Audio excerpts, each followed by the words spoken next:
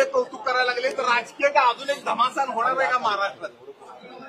महाराष्ट्रामध्ये आम्ही एकमेकाचे वैचारिक विरोधक आहोत, शत्रू नाही आहोत. त्यामुळे एखाद्याच्या जन्मदिनाप्रसंगी, एखाद्याच्या अभिष्टचिंतनाच्या प्रसंगी एखाद्याने चांगली भावना व्यक्त करणं याचा अन्यथा अर्थ काढणं अतिशय अयोग्य आहे. किंबहुना महाराष्ट्रामध्ये एका चुकीच्या संस्कृतीला आपण कुठेतरी पुढे करतो आहोत का, असा याचा अन्य अर्थ काढून त्याचा मार्ग निघेल किंवा तसा त्याचा अर्थ निघेल.